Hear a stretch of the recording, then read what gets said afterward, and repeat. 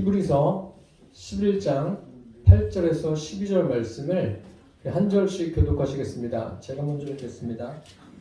믿음으로 아브라함은 부르심을 받았을 때에 순종하여 장래의 유업으로 받을 땅에 나아갈새 갈 바를 알지 못하고 나아갔으며 믿음으로 그가 땅의 상에 있는 것 같이 약속의 땅에 거론하여 동일한 약속을 유업으로 함께 받은 이삭이 아버지와 더불어 장래에 거하였으니 이는 그가 하나님이 계획하시고 지으실 터가 있는 성을 알았음이라.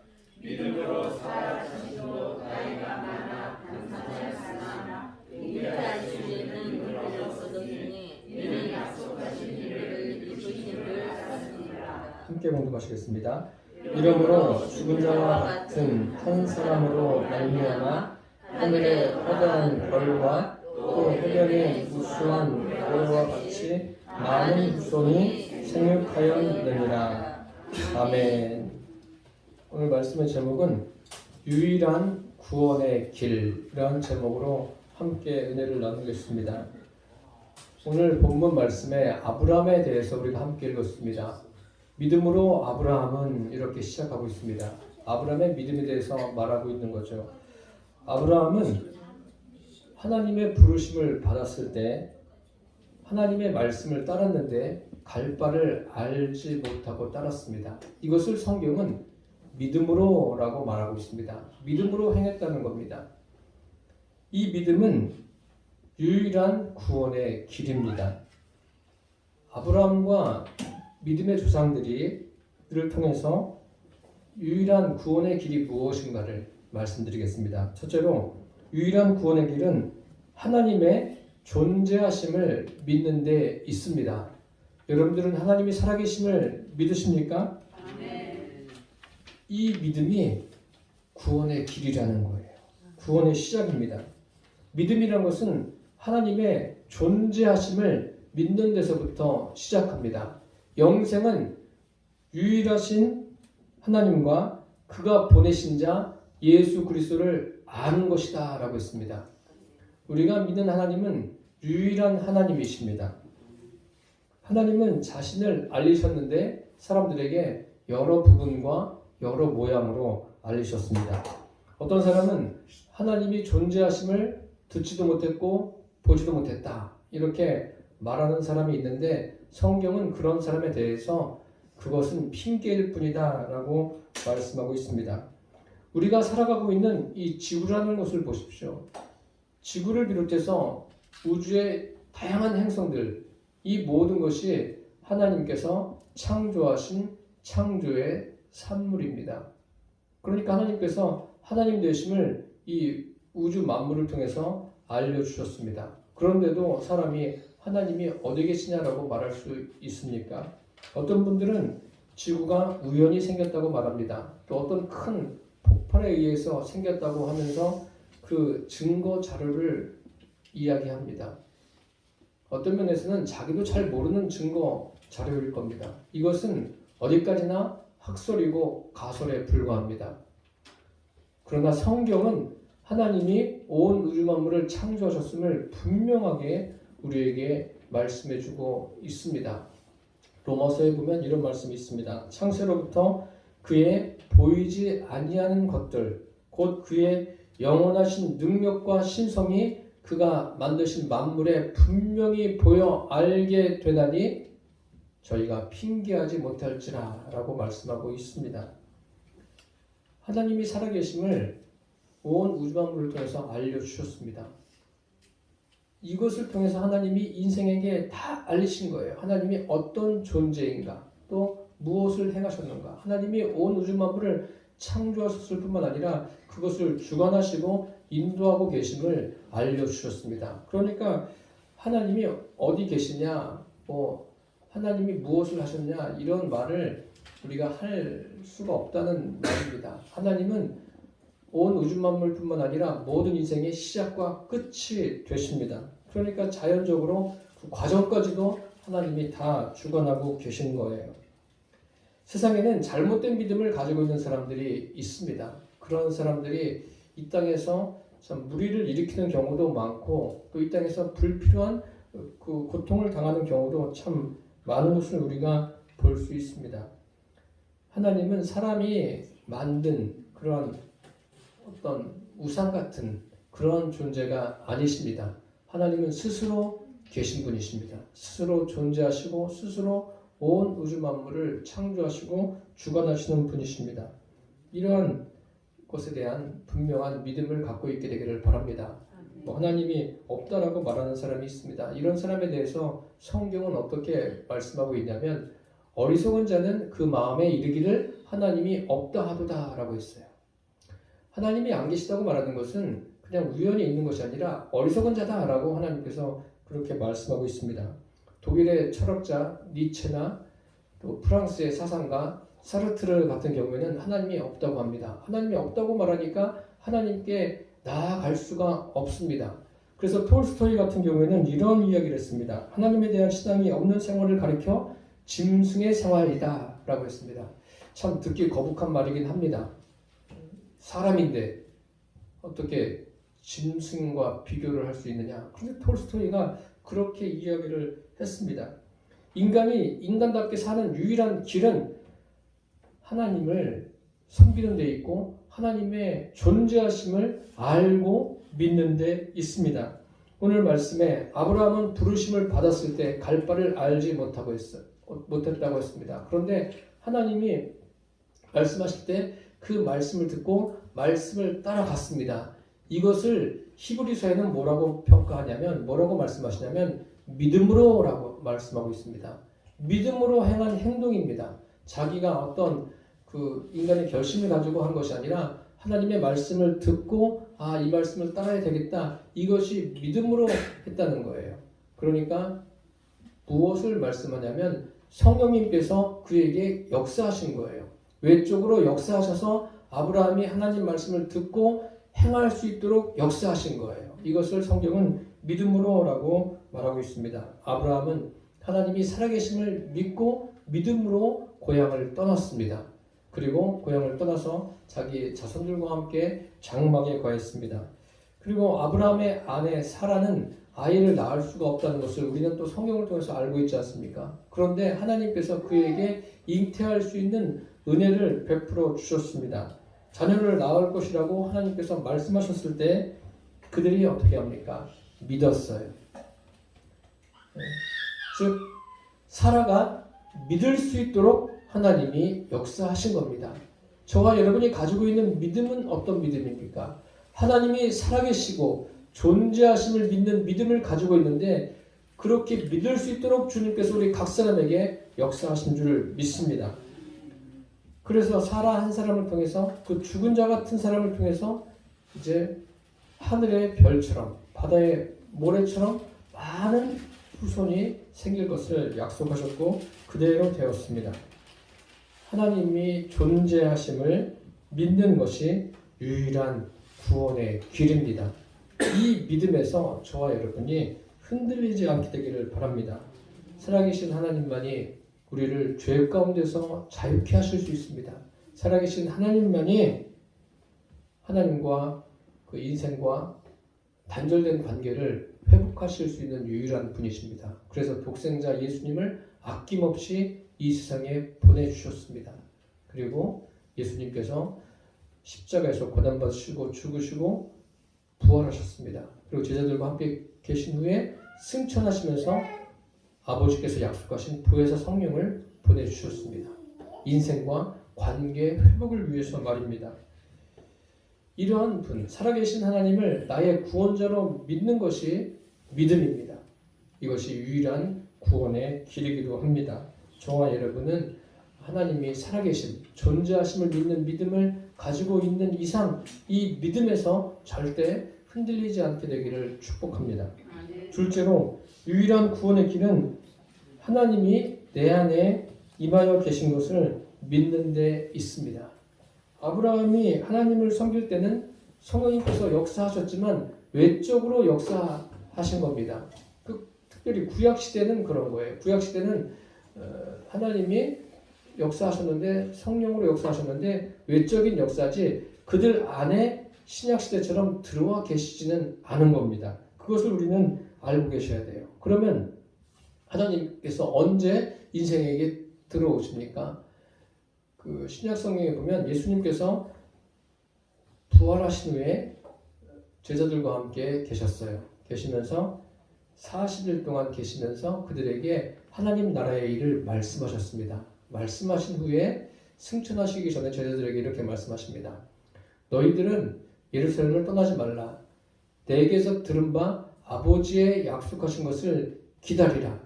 요한은 물로 세례를 베풀었지만 너희는 몇 날이 못되어 성령으로 세례를 받으리라. 이렇게 말씀하셨어요. 예수님께서 성령에 대해서 말씀하신 거예요. 이제 성령이 너희 안에 임하신다. 또 다른 용어로 말씀드리면 내주하신다. 이제 내주하게 될 것이다. 이렇게 예수님께서 말씀해 주셨습니다. 그렇다면 예수님의 말씀을 들은 제자들이 해야 할 일은 무엇입니까? 제자들이 해야 할 일은 예수님께서 성령님에 대해서 말씀하셨으니까 이제 우리는 그 마음을 다해서 성령님을 기다려야 되겠다. 이런 마음을 딱 가졌으면 좋은데 예수님께서 이렇게 말씀하실 때 제자들이 무엇을 이야기하냐면 주여 이스라엘 나라를 회복하심이 이때입니까? 라고 묻습니다. 이스라엘에 대해서 질문하는 거예요. 그러니까 예수님께서 그들의 말을 듣고서 이렇게 말씀하십니다. 때와 기한은 아버지의 권한에 두셨으니 너희의 알 바 아니다. 그러면서 중요한 말씀하시죠. 오직 성령이 너희에게 임하시면 너희가 권능을 받고 예루살렘과 온 유대와 사마리아와 땅 끝까지 이르러 내 증인이 되리라. 이렇게 말씀하십니다. 오직 성령이 너희에게 임하시면 성령이 임하시는 것 이것이 성경에서 제일 중요한 거예요. 예수님이 이 땅에 오신 목적입니다. 보혜사 성령이 임하시는 것. 그 성령님이 임하시면 그들에게 역사하시는 거예요.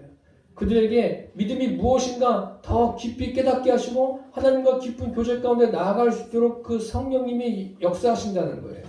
오직 성령이 너에게 임하시면 이것이 믿음의 전제 조건입니다. 우리가 제가 어릴 때 그 부흥회 때 또 기도원에 가서 보면은 뭐 성령을 받아라, 불 받아라 막 이렇게 설교하는 걸 많이 들었는데 성령님은 사실 뭐 그것도 영향은 있지만 믿음에 어떤 영향을 줄 수 있지만 그렇게 해서 오시는 분이 아니에요. 제가 여러분들에게 지금 성령 받아라 하면 뭐 성령님 여러분한테 들어오십니까? 성령님 무슨 물건입니까? 성령님은 인격체입니다. 오직 성령이 너에게 임하시면 성령이 임하시는 것을 기대하고 기다리는 거예요. 그러면 임하십니다. 성령님이. 내 마음을 열고 성령님 내 안에 들어오십시오 하면 성령님은 인격적으로 내 안에 들어오시는 거예요. 예수님께서 그것을 말씀하신 거예요. 그 이후로 초대교회가 생겨나고 사람들이 어떠한 믿음을 갖게 되었는지 우리가 알 수 있습니다. 그래서 믿음이란 거는요, 주님이 내 안에 들어오시는 거예요. 내가 주님을 영접하는 거예요. 영접하는 자, 곧 그 이름을 믿는 자들에게는 하나님의 자녀가 되는 권세를 주셨다라고 말씀하고 있습니다. 그래서 제일 중요한 것은요, 이거예요. 성령이 내 안에 임하시는 것. 지금 여러분 안에는 성령님이 임하여 계십니다. 왜요? 성령이 아니고서는 예수님을 하나님이 보내신 독생자 예수님을 주라 시인할 수가 없습니다. 예수님은 우리의 주님이 되십니다. 이런 믿음의 고백이 성령님이 계시다는 증거입니다. 성령님이 들어오시면 어떤 현상이 일어납니까? 하나님과 하나가 되는 거예요. 우리는 연약한 육신을 가지고 또 그 제한적인 삶을 살아가고 있지만 여러분들은 참 귀한 분입니다. 왜 귀하냐면 성령님과 하나 되어 살고 계시기 때문에 귀한 분입니다. 성령님이 임하시면 어떤 역사가 일어납니까? 예수님 말씀에 귀를 기울여 보세요. 오직 성령이 너에게 임하시면 너희가 권능을 받는다라고 했습니다. 권능이라고 하니까 딱 떠올려지는 생각이 어떤 능력이 나에게 확 임해가지고 그냥 병든 사람을 딱 붙들면 그 사람이 벌떡벌떡 일어나고, 물론 그러한 그 권능도 거기에 속할 수 있겠지만 제일 중요한 것은 뭐냐면 권능이 임하면 변화가 일어납니다. 내 자신의 변화가 일어나요. 어떤 변화냐면 자기 중심적으로 살던 사람이 하나님 중심의 삶으로 바뀝니다. 세상을 보는 시각이 달라져요. 언어와 행동이 달라집니다. 이것은 내가 예수님을 내 안에 모셨으니까, 주인으로 모셨으니까 이제부터는 행동 거지를 조심해야지, 뭐 이런 것도 사람들이 생각할 수 있겠지만, 성령이 임하시면 그것과는 차원이 달라요. 성령이 임하셔서 성령의 능력에 따라서 내 삶이 움직여지는 거예요. 성경에 보면 그 사도행전 2장 이후에 사람들의 그 삶이 달라졌어요. 베드로를 비롯한 예수님의 제자들을 보십시오. 성령의 능력을 나타날 때 뭐라고 이야기해요? 그 사도행전 3장에 보면 나면서부터 안진뱅이 된 자를 일으킬 때 은과 금은 내게 없지만 내게 있는 것으로 내게 주노니 곧 나사렛 예수 그리스도 이름으로 일어나 걸으라 라고 말합니다. 베드로와 요한과 다른 제자들이 가지고 있는 게 뭐예요? 나사렛 예수 그리스도의 이름, 성령이 임하셨다는 증거예요. 그러니까 그 다음부터는 두려움도 없어요.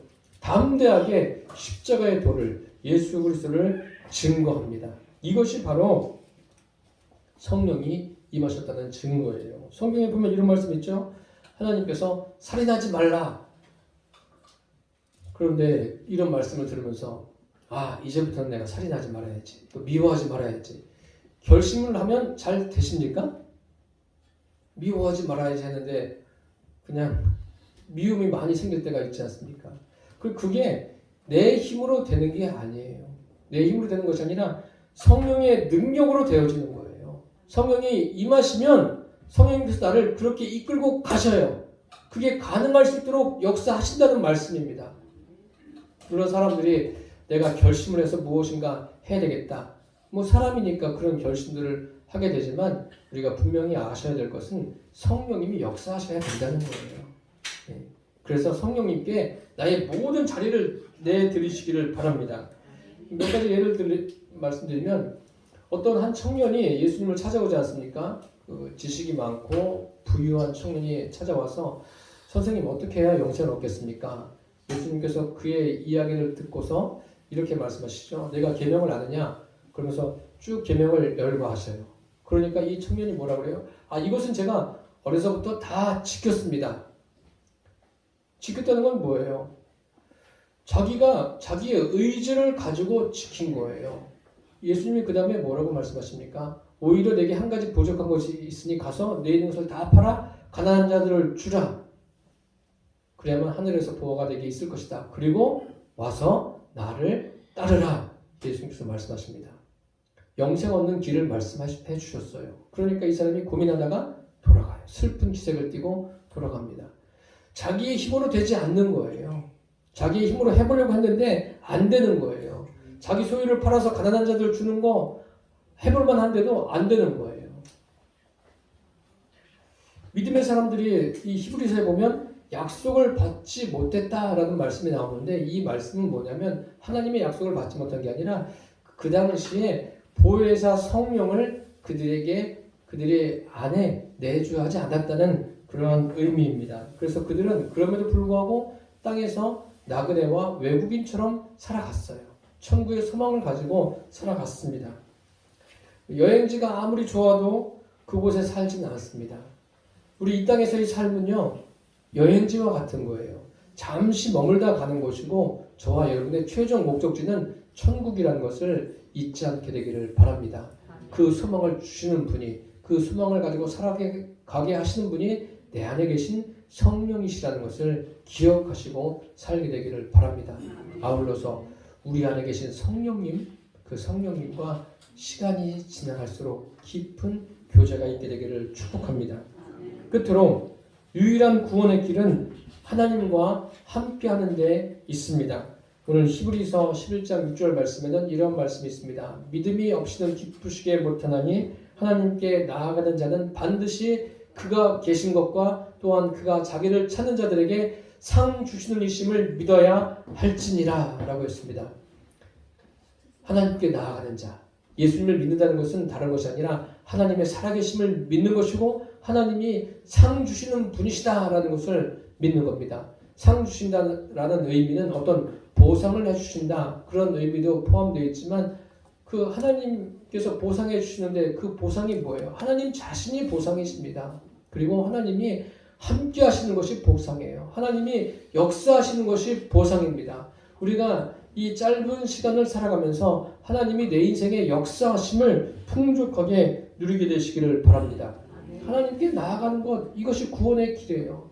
나아간다는 것은 하나님이 살아계시는구나, 또 하나님이 역사하시는구나, 이런 것을 아는 겁니다. 이런 은혜들을 우리가 누리게 되기를 바랍니다. 우리가 사사기에 보면 삼손이라는 사람이 나옵니다. 삼손이란 사사가 있는데 이 사사가 처음에는 참 잘하는 것 같았어요. 그런데 이제 중간에 자기의 힘의 그 비밀을 말하지 않습니까? 그래서 머리가 다 잘리고 블레셋 군인들에게 체포되어 가지고 두 눈이 다 뽑힙니다. 뽑히고 블레셋 사람들의 놀이개가 되어버렸어요. 그러다 점점 머리가 자라면서 이 삼손이 마음속에 하나님 앞에 구하지 않습니까? 저에게 한번 기회를 주십시오. 그래서 그 블레셋 사람들이 큰 집에서, 궁전 같은 그 집에서 잔치를 할 때 그 한 기둥으로 인도를 받죠. 인도를 받으면서 하나님 앞에 구해요. 한 번만 기회를 주십시오. 그래서 하나님께서 그에게 기회를 주십니다. 그래서 결국 그 힘을 내서 기둥을 무너뜨리고 그곳에 있는 사람들이 다 죽어요. 죽는데 이 죽은 사람들이 삼손이 살아있을 때 블레셋 사람들을 물리친 것보다 더 많은 사람들이 죽었습니다. 그런데 제가 뭐 사람이 죽고 살고를 이야기하는 것이 아니라 지금 말씀드리려고 하는 것은 삼손에게 이러한 능력이 임했다. 이게 뭐냐면요, 이게 하나님께서 함께 하심입니다. 즉 성령의 역사예요. 삼손 시대에는 성령이 사람들 안에 내주하진 않았어요. 내주하진 않았지만 외적으로 역사하셨어요. 그래서 삼손에게 그러한 능력을 주셔서 블레셋을 물리치게 하셨습니다. 성령의 역사예요. 함께 하심의 역사예요. 오늘 우리가 읽진 않았지만 히브리서 11장에는 그 믿음으로 이러한 표현들이 나와 있어요. 믿음으로 하면서 믿음으로 아브라함은, 믿음으로 뭐 노아는, 믿음으로 누구누구는, 이러한 표현들이 나와 있는데 그 이삭과 야곱에 관한 이야기도 나와 있습니다. 야곱이요, 여러분들 구약 성경에 읽어보시면 형 에서로부터 에서가 받을 축복을 가로채지 않습니까? 그러면은 이게 믿음으로 한 거예요? 이삭이 축복해줘요. 이삭이 야곱이 먼저 왔는데 야곱에게 축복을 해줍니다. 그러면 이거 야곱이 속였는데 이삭이 눈이 어두워가지고 그냥 축복을 했나? 그런데 그것에 대한 의문을 히브리서에서 해결해 주죠. 이삭이 그 야곱을 축복할 때 그 축복한 것은 하나님의 역사하심으로 축복했다는 거예요. 믿음으로 축복했다는 거예요. 이삭이 축복할 때 야곱과 에서를 다 축복해 줬어요. 근데 야곱이 그 에서가 받을 축복을 가로채지 않았습니까? 그런데 그것을 성경은 믿음으로라고 말씀하고 있습니다. 하나님이 역사하셔서, 하나님이 영적으로 이삭에게 역사하셔서 야곱에게 축복하신 거예요. 야곱이 그 꾀를 부리고 잔꾀를 부리고 그 아버지를 속였는데요. 어떻게 그런 일이 있을 수 있을까요? 그것은 좀 이따가 말씀드리겠습니다. 이삭이 어쨌든 야곱을 축복할 때 자기 의지로 한 것이 아니라 하나님의 역사심으로 축복했다는 것을 여러분 기억하시기를 바랍니다. 마치 사라에게는 어떤 잉태할 능력이 없어요. 능력이 없는데 하나님께서 내가 너에게 잉태할 수 있도록 하겠다, 태의 문을 열겠다 하시니까 그것을 믿음으로 받아들이지 않습니까? 그게 바로 성령의 역사고 하나님의 하심입니다. 야곱이 하나님을 속였잖아요. 그런데 하나님이 속으셨을까요? 하나님은 속지 않으십니다. 하나님은 사람에게 속는 분이 아니세요. 사람은 사람에게 속을 수가 있어요. 그렇지만 하나님은 속지 않으세요. 여기 또 믿음으로 야곱이 눈이 어두웠을 때 요셉을 축복합니다. 자녀들을 축복해요. 요셉을 축복할 때 이스라엘 사람들은 오른손으로 그 장자를 축복하고 왼손으로 차자를 축복하는, 그런데 요셉이 자기 아들 므낫세와 에브라임을 데리고 가지 않습니까? 그러면 그 오른손을 누구에게 올려야 돼요? 장자인 므낫세에게 올려야 돼요. 그런데 야곱이 어떻게 합니까? 이렇게 해요. 오른손을 차자에게 에브라임에게 합니다. 그러니까 요셉이 기분이 안 좋아요. 그런데 그렇게 축복해요. 그것이 야곱이 하고 싶어서 한 것이 아니라 하나님께서 야곱에게 역사하신 거예요. 그래서 그렇게 축복을 합니다. 그런데 보십시오. 하나님이 속지 않는다는 것을 어떻게 알 수 있습니까? 요셉의 야곱의 인생을 보십시오. 야곱이 애굽 왕 바로 앞에 섰을 때 자기 인생에 대해서 이렇게 이야기합니다. 애굽 왕 바로 앞에 서서 내 나그네 세월이 130년인데 험악한 세월을 살았습니다.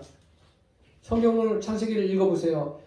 야곱이 하나님을 속이고 그 겪은 일들을 보십시오. 아주 너무나 사람으로서는 겪기 힘든 일을 야곱이 많이 겪지 않습니까? 하나님께서 야곱에게 겪게 하신 거예요. 말 그대로 험악한 세월을 야곱이 살았습니다. 그래서 저와 여러분은 무엇을 하든지 우리 꾀로 하는 것이 아니라 주님 안에서 하시기를 바랍니다. 사람마다 자기 지식이 있고 자기 인생의 경험이 있고 꾀가 있습니다. 그 꾀로 살아가지 마십시오. 그러면은 뺑 굴러가는 거예요. 그냥 하나님 안에서 하나님이 원하시는 대로 살아가십시오. 그러면은 겪을 것도 덜 겪게 돼 있는 겁니다. 오늘 본문 우리가 읽진 않았지만 그 11장에 보면 모세에 관한 이야기도 나와요. 모세가 자녀를 낳았을 때 모세의 부모가 모세를 낳았을 때 그를 숨겨둡니다. 숨겨두고 또 몇 개월간 숨기다가 더 이상 숨길 수가 없어서 갈대로 상자를 만들어서 나일 강변에 띄워서 보내지 않습니까?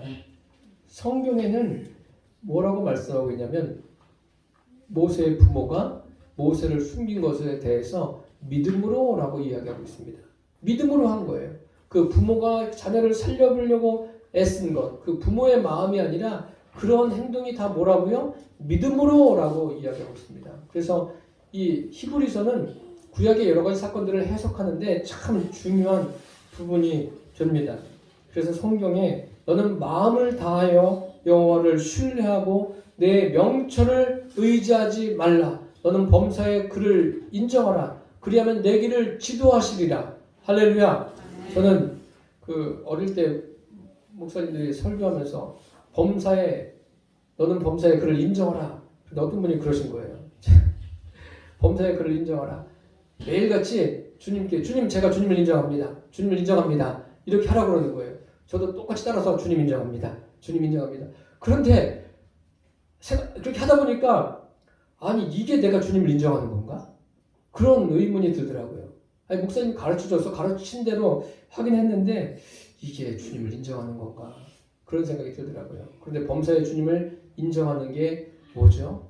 주님을 인정하는 게 입술로 말로 주님을 인정합니다. 이런 것도 뭐 인정하는 거가 되겠지만 인정하는 것은 다른 것이 아니라 내 안에 주님 계심을 우리가 깊이 감사하는 거예요.